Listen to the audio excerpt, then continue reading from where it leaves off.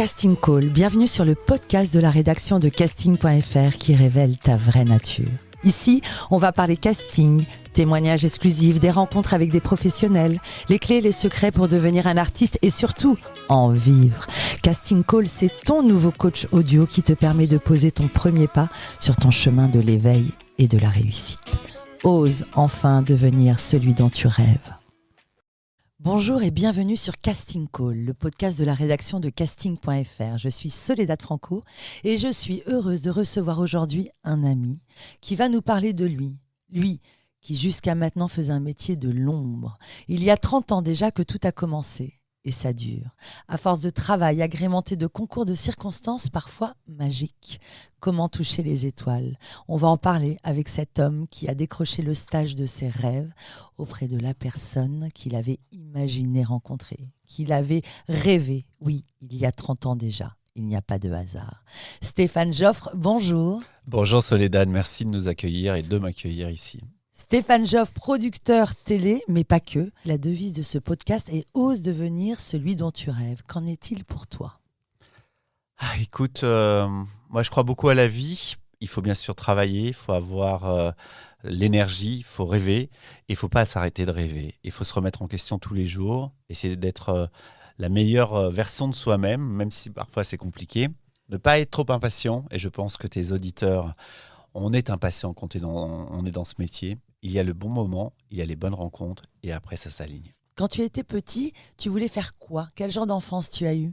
Alors moi, je suis fils unique, donc voilà, j'ai perdu mon papa assez jeune, malheureusement, mais j'étais dans une famille aimante et je ne voulais faire que de la télé, que de la radio, que de la musique, que ça.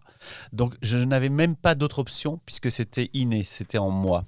Je faisais déjà des spectacles, des pseudo-mises en scène avec des génériques débuts à mes cousins et cousines lorsque j'avais 8, 9 ans, 10 ans, 11 ans. Donc, après moi, j'étais lyonnais, c'était pas la même époque, hein, donc on remet ça 40 ans en arrière, et là, il fallait monter à Paris. Donc, ce que j'ai fait, c'est que j'ai fait une école de commerce au départ, parce que j'aime ça, j'aime la communication, le marketing et le commerce. Et c'est ton fort ? Et c'est mon fort, voilà. Et après, j'ai fait une école de communication à Paris, et là, j'ai décroché mon stage vraiment en le visionnant, en l'espérant, en souhaitant, puisque je ne voulais travailler qu'avec une seule personne, qui était Jean-Luc Azoulay, qui était le boss de la société AB Productions, qui à l'époque produisait toutes les séries et sitcoms, et bien sûr le Club Dorothée pour ceux qui sont un peu plus âgés et qui nous écoutent, et donc qui avait 7 heures de programme sur TF1, et je ne voulais travailler qu'avec lui.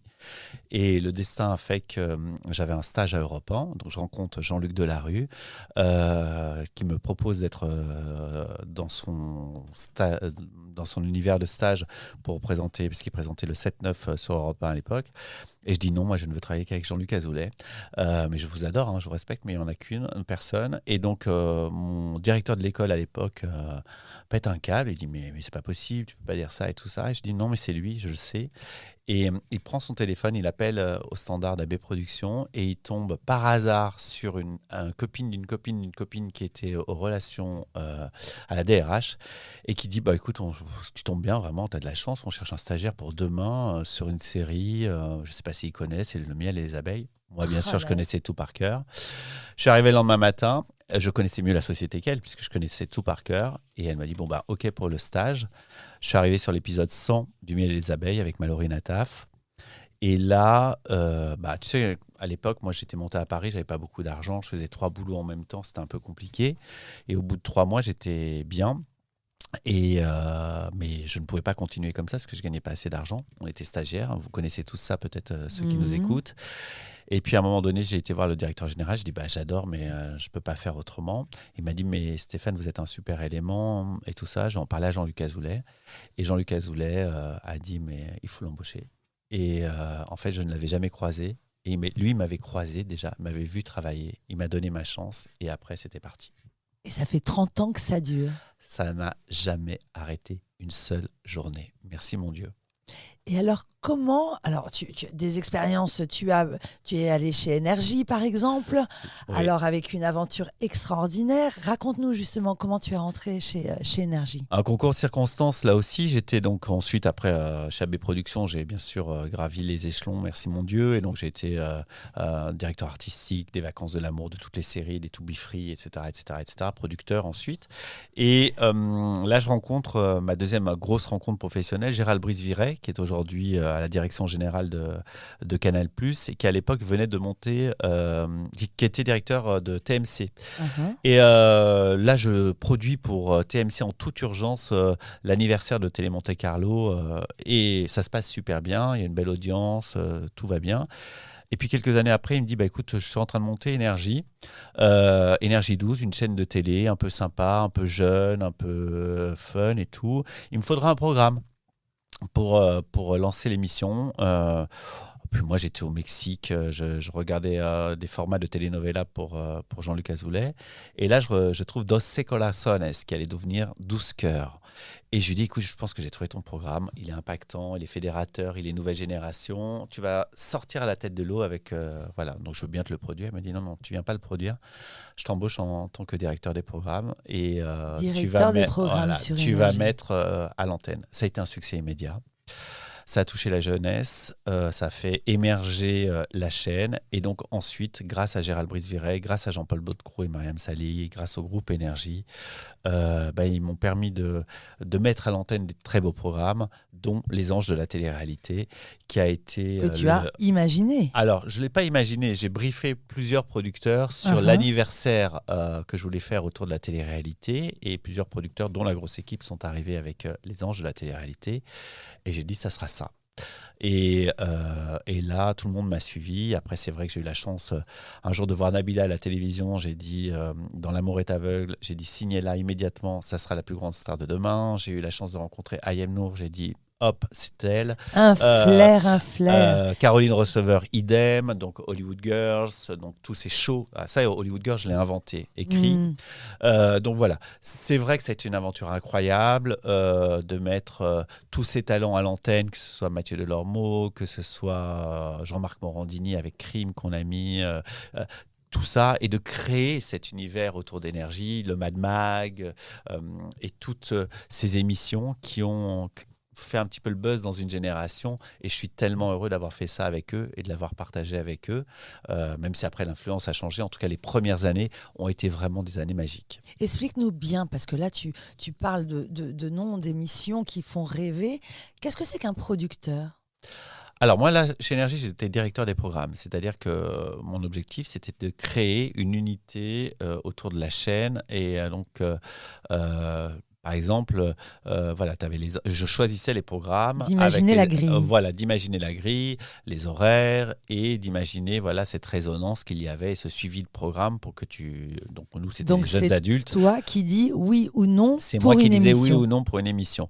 Et c'est vrai que j'étais très impliqué avec mes équipes. J'embrasse Michael Vey, qui était mon collaborateur le plus proche aussi. Et vraiment, on trouvait des talents et on travaillait avec les producteurs pour imaginer ces émissions et mettre à l'antenne des gens. Et ça, c'est je pense que c'est une de mes forces, c'est que j'aime parler avec les gens, j'aime découvrir ce qu'ils ont et les mettre au mieux dans la case qui leur va le mieux pour qu'ils soient bien. Parce que s'ils sont bien, du coup, ils travaillent bien et ils sont bien perçus par les gens. Et puis ensuite, Endemol avec Patron Incognito, Secret Story, Miss France. Ouais, là aussi, aventure exceptionnelle. Ben, après 10-12 ans d'énergie où c'était super, le groupe Endemol, on s'est rencontré avec Nicolas Copperman et Delphine Cazot, et ils voulaient quelqu'un pour s'occuper du développement des programmes, de l'international. Et donc là, on a repris avec toute l'équipe un petit peu plein d'émissions. Ça a été super, puisque on a relifté un petit peu Miss France. C'était le moment de Iris Mittener, ça a été formidable. On l'avait relooké, notamment avec la productrice Caroline Gavinier, avec Sylvie Tellier, tout ça a été super. Et puis après, on a mis à l'antenne plein d'émissions, on s'est amusé. Et surtout, on a remis Secret Story, qui a fait sa migration à l'époque de TF1 sur NT1. Et donc, on l'a réimaginé avec 2 maisons et tout ça. Alors ça, je m'amuse comme un fou, c'est-à-dire que j'ai plein d'idées. C'est ça ton flair, c'est tu parles de Miss France, ce qui a été entièrement relooké. Oui, ça Il y a avait été réellement relooké. un avant et après. Oui, oui, avec toutes les équipes dans des malls, mais c'est vrai que lorsque j'aime ça, j'aime capter les tendances, j'aime capter les gens, je suis entouré en permanence de gens que j'écoute et je leur pose les questions, qu'est-ce qu'ils regardent, qu'est-ce qu'ils écoutent, pourquoi. Les talents me nourrissent, la musique me nourrit et après, voilà, je sais pas, mon cerveau, ça fait bling. Là, j'ai imaginé un truc pour une plateforme, mais c'est fou, quoi. Et je sais pas, je peux pas t'expliquer. Ça vient comme ça. Après, par contre, je mets toutes les énergies pour que ça fonctionne. Ça, c'est vrai. Tu as vu naître réellement ce qu'on appelle les influenceuses, les stars de la Oui. télé-réalité.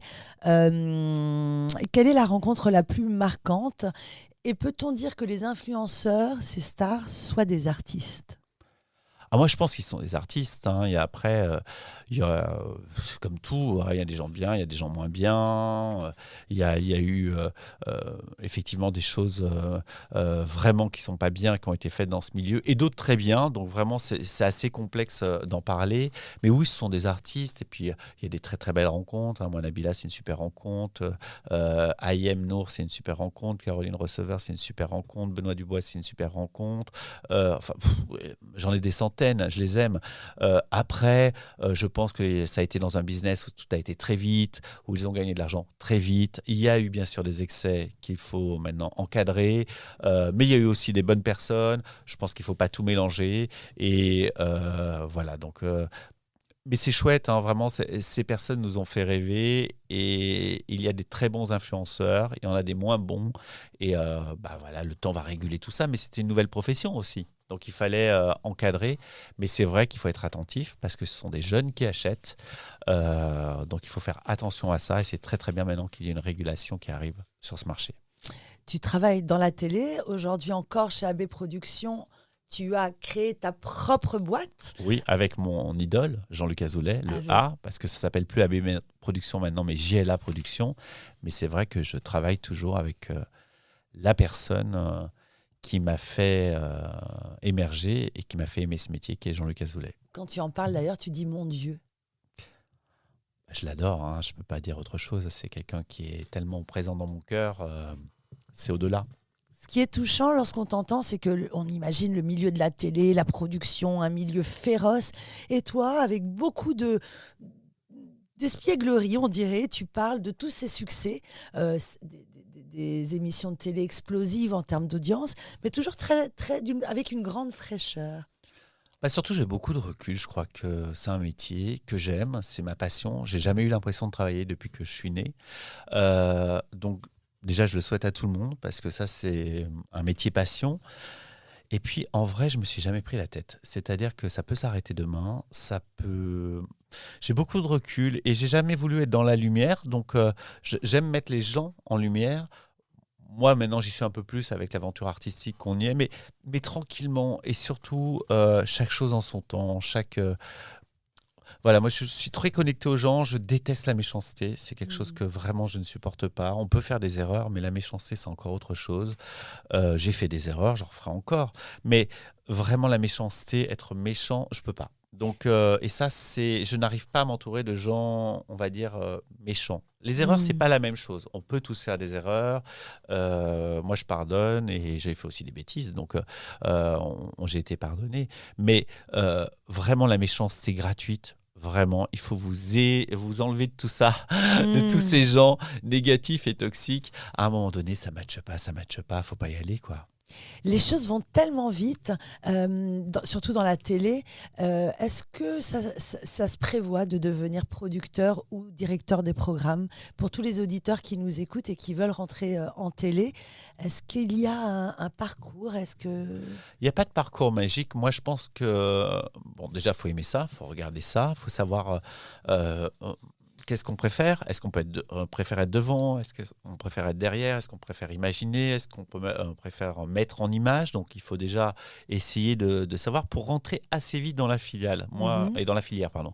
Moi, ce que je conseille aux jeunes, parce que j'ai eu je ne sais pas combien de stagiaires et j'adore, maintenant ils sont tous patrons, donc c'est génial et je suis tellement fier d'eux et je les embrasse, c'est rentrer assez vite après des études, avoir son bagage, parce que la communication, le marketing ou des études diverses, ça vous permet de rentrer et après faire des rencontres, être droit dans ses bottes, travailler, trouver là où on est le mieux, ne pas être trop pressé, juste le bon timing.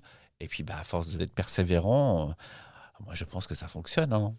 Est-ce que la télé-réalité a encore sa place aujourd'hui ? Oui, bien sûr, la télé-réalité doit évoluer. Elle a déjà évolué, puisque avant il y avait la télé d'enfermement. Nous avons mis avec les équipes à l'antenne la télé ouverte, avec Les Anges, par exemple, qui après a été déclinée. Aujourd'hui, on a fin d'un cycle, mais clairement, c'est-à-dire qu'il faut se réinventer. C'est ce qu'on est en train d'imaginer.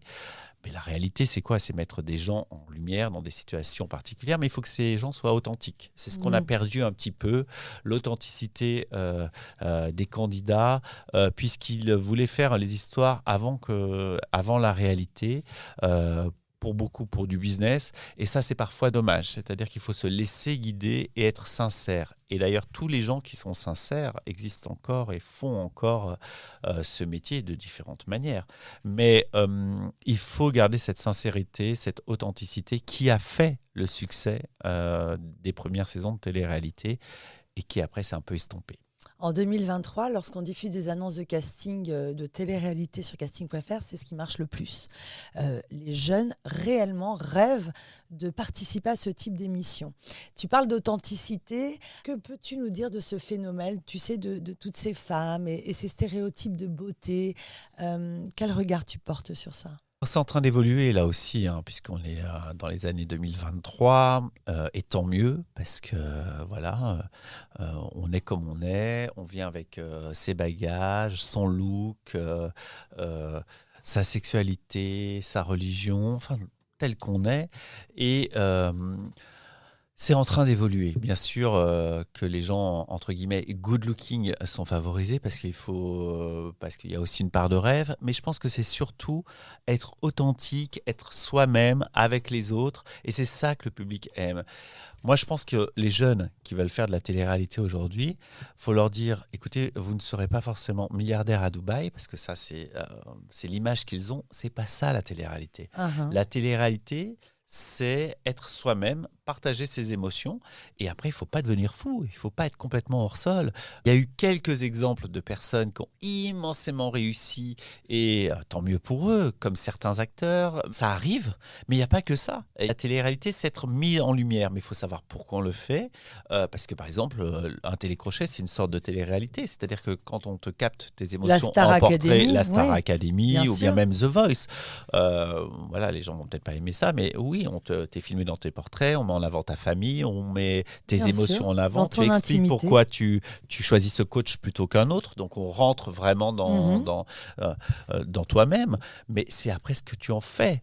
Et c'est pas très grave, tu vois, quand je vois Matt Pokora qui a fait Popstar, regardez le parcours qu'il a. Amel Bent qui a fait Nouvelle Star, regardez le parcours qu'elle a. Slimane qui a fait plein de télécrochets différents et à un moment donné, son talent, son univers ont explosé.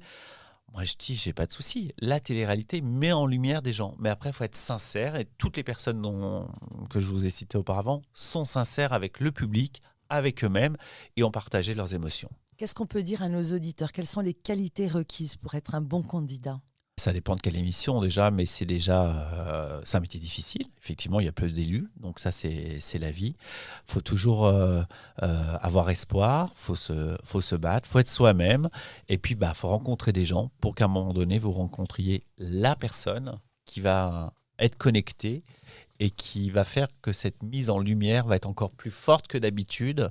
Et puis si ça ne fonctionne pas, il y a plein d'autres choses. Moi, je vois plein de talents. Eh bien, écoute, même s'ils ne font pas de carrière solo, ils s'explosent dans les comédies musicales, ils chantent dans des bars et tout ça, ils font leur métier. Attention, vedette, il n'y a pas que des vedettes dans la vie. Heureusement, on peut faire de ce métier. Ce que je veux dire, moi, il y a des producteurs qui sont 1 milliard de fois plus riches que moi. Et alors, c'est pas très grave. L'important, c'est que je fais ce que j'aime avec les personnes que j'aime. Et tu construis ta famille, tu construis tes amis. C'est un métier qui est grand, large, ouvert. Il n'y a pas que des superstars. Voilà, ça, c'est important. Tu le dis toi-même, tu parles de ton âge, tu as 50 ans. Et une très belle carrière dans l'audiovisuel, toujours faite de façon authentique.